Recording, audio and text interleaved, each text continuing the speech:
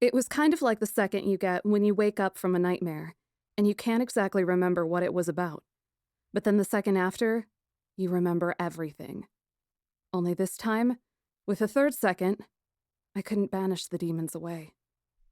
I'd been bloody kidnapped. Wherever I was, it was dark and musty, and there was absently rotting floorboards beneath my body. Over me was a blanket, soft cotton, but as dank and old as everything else in whatever horrible place I had ended up. I had obviously passed out after the trauma of being tugged through somebody else's portal, their magical signature overwhelming mine. Okay, so I hadn't meant to, and I kind of kidnapped myself, but still, damn. My eyes adjusted to the area around me, and for some reason it felt familiar. I was in a high-ceilinged room, the rafters dark and looming, and the air thick with age.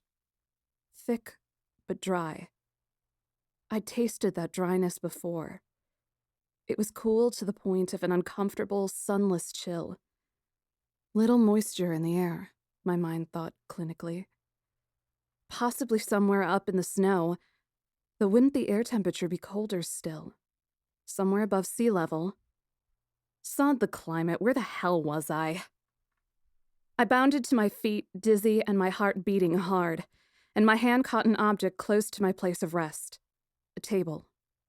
My fingers groped the wood uselessly, squinting. The floor was drenched in pieces of parchment, pages ripped from books in languages I couldn't quite recognize. Rather new messiness instead of the clunk and ancient litter I had halfway expected. It smelt like perhaps somebody had died here, though blood and gore. A candle was lit, a slightly hissing flare ahead of me in the long, enormous room, grasped in a dark leather glove that had flickered orange light on ragged ebony feathers and a hat. Brighter still were the golden eyes that burnt within the trappings, enough to chill my blood even further. I think I felt like Mama must have done, telling me the story. The prisoner of Kuja, coming face to face with her captor. For a moment, I wondered what on earth I was afraid of. She'd remembered softly. He had such a pretty smile. Wax dripped over the fingers.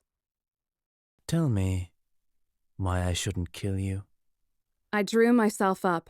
I am Princess Aiko of the House of Fabul. I crackled at him imperiously.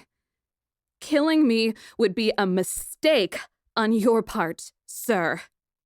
I am Lady Hilda Fabul, minister and wife to the Regent of Lindblum, and I don't advise coming any closer. Because I'd kick your scrawny black mage rear, you murdering son of a whore. When the time comes to collect all heroic and rousing speeches from women of the ages, my name will not be among them. He stared at me for a moment, lifting the candle higher. I could see the bookcases lining the shelves now, some half empty, some still packed full with fat tomes.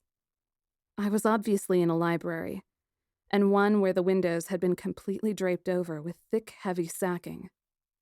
It was as dark as night. I doubt they'd find the body. His voice wasn't even menacing. He was just stating a fact. You would just be one of the many victims of what happened to your city. Oh. My eyes filled with tears.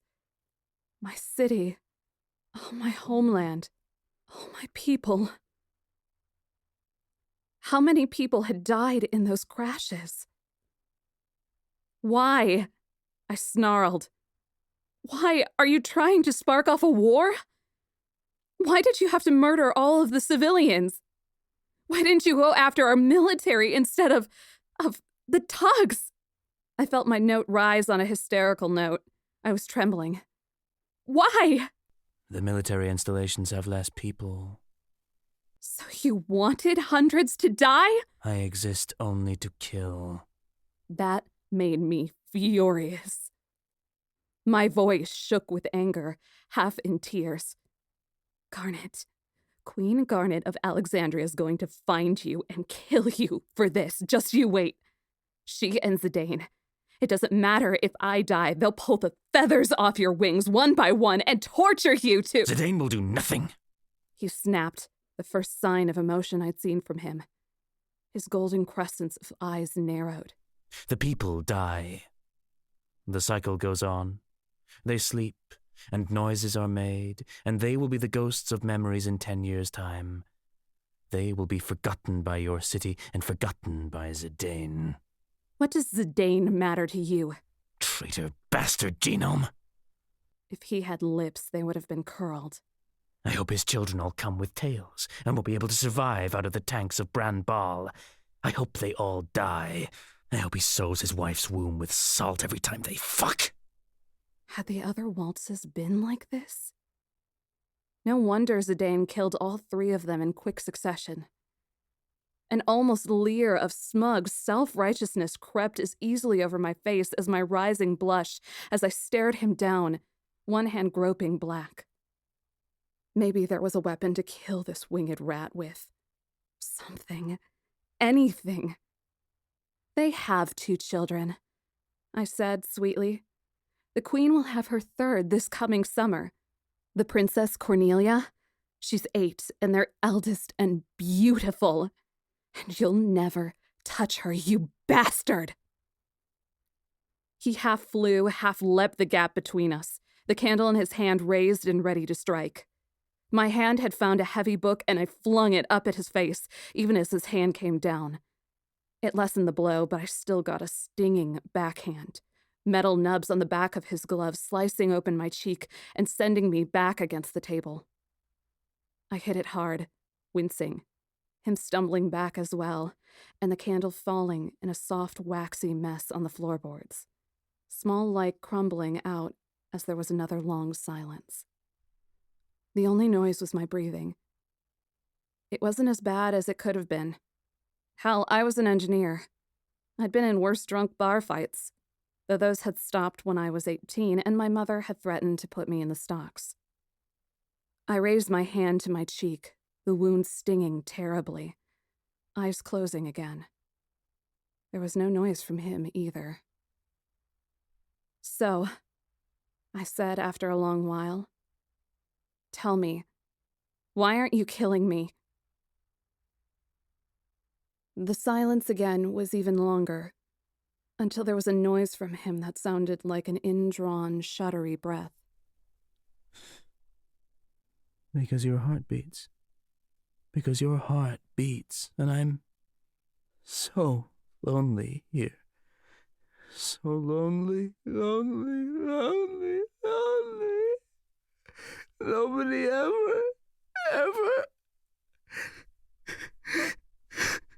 My face contorted in disgust.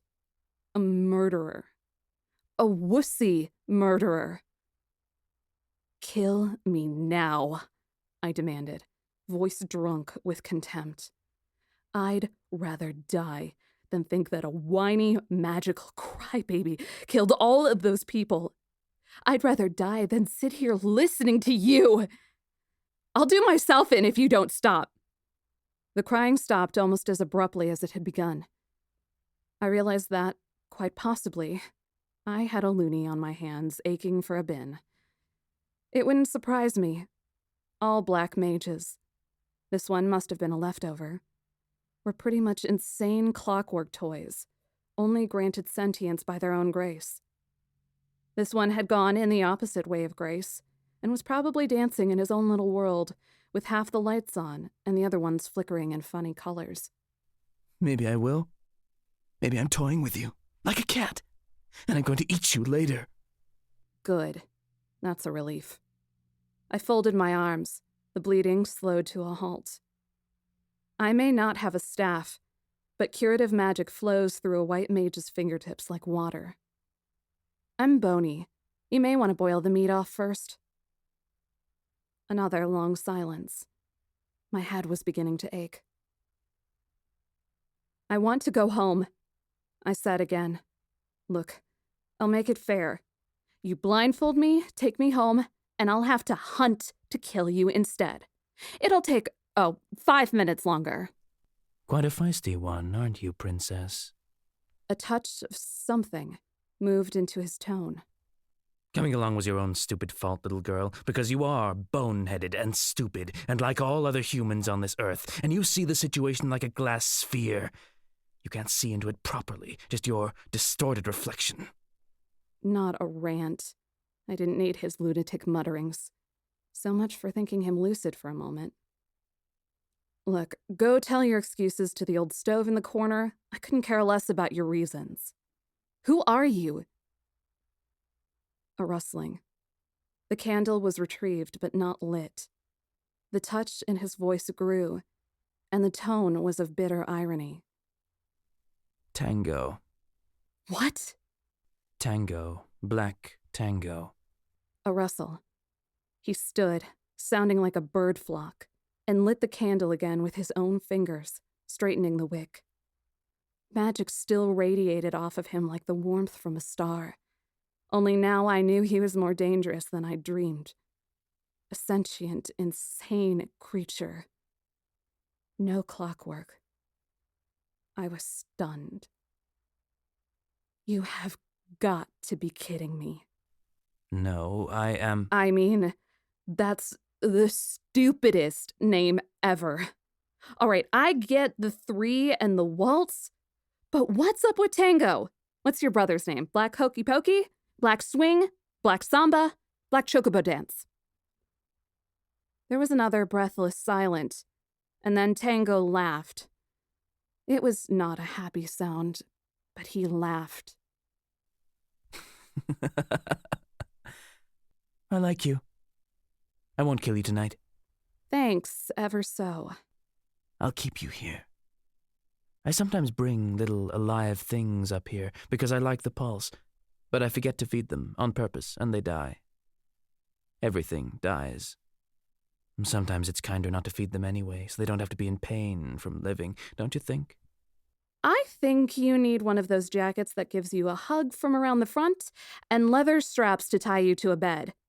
Said I, Iko, kind and caring and not inflammatory to lunatics, Carol. You even tell jokes? He stepped away, leaving the candle on the arm of a chair behind him. Maybe it will be tomorrow night instead. No, I didn't want tomorrow night. I wanted my mother, and this creature was making my heart clutch up. I hate you, I spat at him, tired and upset and helpless.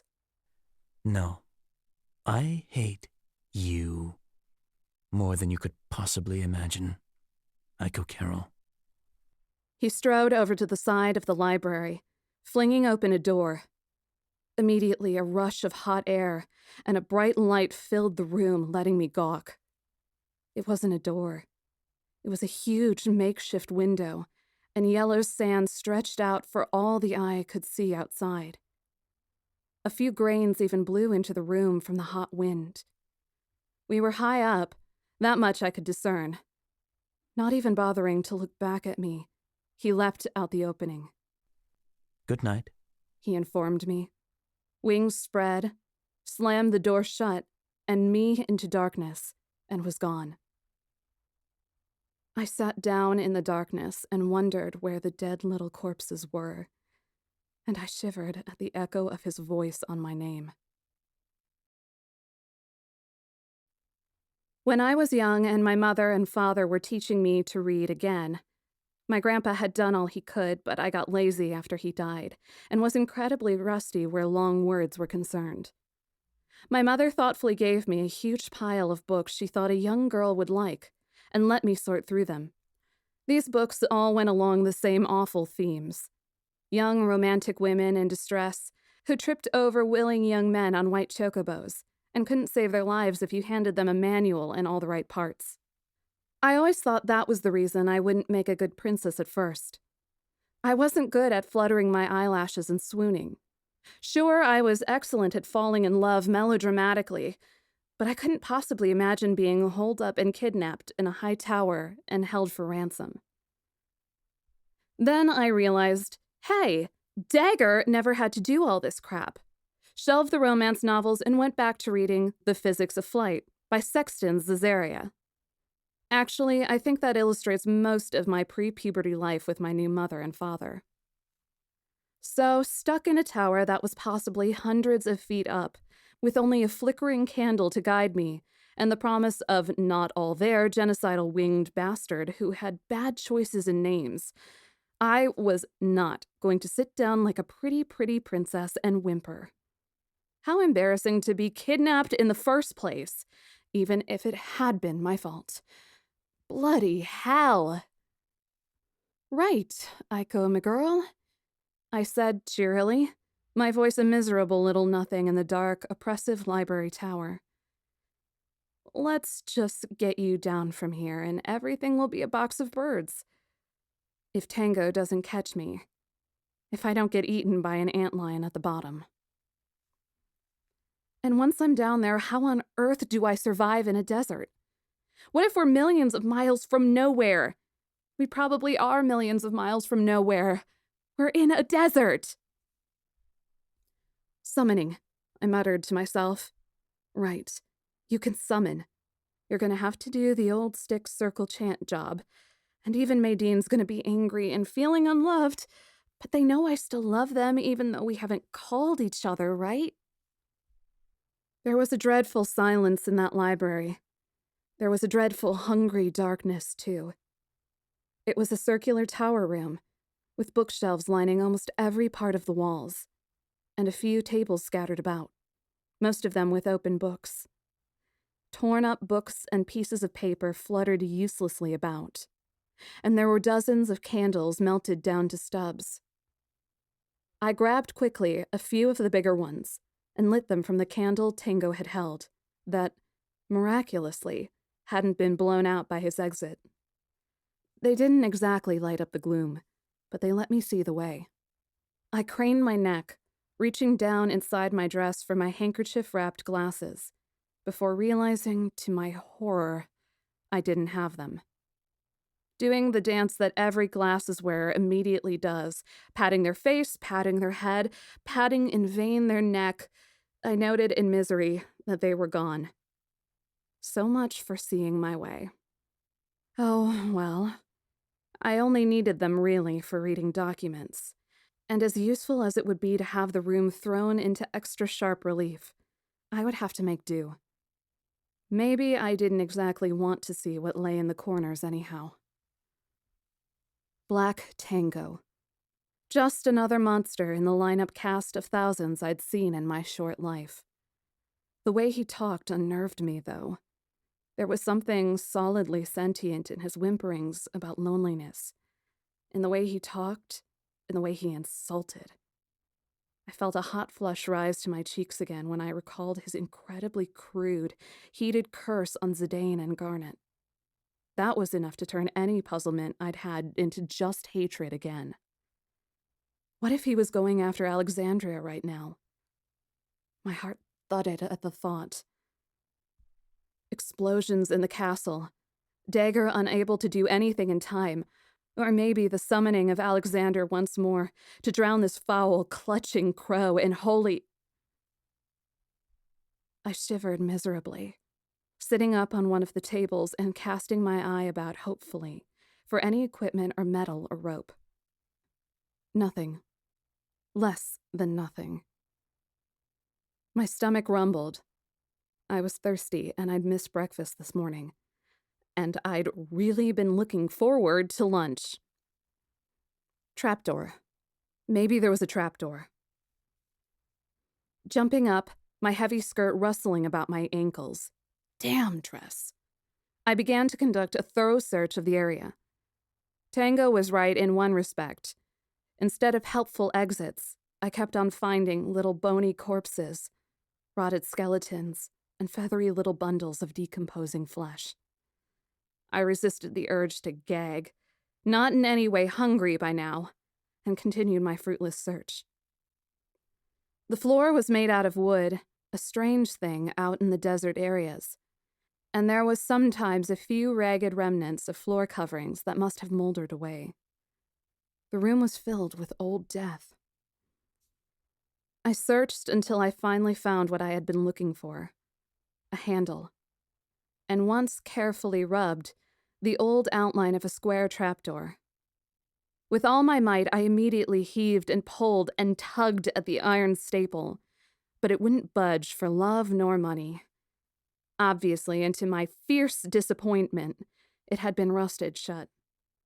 Another fruitless search began for something to pry it open, but there was nothing, less than nothing, just books and candles and darkness. And chill in the shadows. I pulled the blanket over my shoulders and sat on a table, not wanting to be near Tango's old friends. I had no exceptional desire to become one either. After a few restless minutes of indecision, I went over to the door Tango had left through and pushed it open. An immediate blast of wind rocked me, and I held on for dear life. It was a long, long, long, stairless, smooth wallway down. I closed the door. Hell. Damn. Hell damned Hades. There was nothing to do but wait. Wait for somebody who would possibly never come. I couldn't even make a good attempt at killing Tango. He was my only way out of here. Garnet and my father and Zidane would come for me. Eventually. I'd just have to survive until I could get away, or give them time to come for me. I shivered. I've always been afraid of the dark. It wasn't one of those childhood, unexplainable fears that come deep from your subconscious. It was a later fear, a fear fostered around campfires' ashes, when you lay huddled underneath a traveling blanket and wondered if you'd live through the night's monsters. They always used to tuck me and Vivi up close together in a tent, no matter how much I protested that I wanted to be near Zidane, and I would spend the night back to back with him. I quickly learned that Vivi, the pretty little fire mage that he was, had one of the warmest bodies out of all of us, and that cuddling close would allay the chill. Back when Mog was still with me, curled up tightly in the front pocket of my overalls, there were 3 steady heartbeats. Him asleep, and me curled up behind him. I'd watch whoever was sitting by the campfire as nighttime guard through the flap of the tent. I remember still to this day exactly the way Amaranth looked when he was haloed by campfire and sharpening his claws. And Quina, huge forked weapon poking at potatoes she was cooking in the ashes. The smell. I remembered the scent of all of them. Vivi smelt like ashes and smoke and raspberries.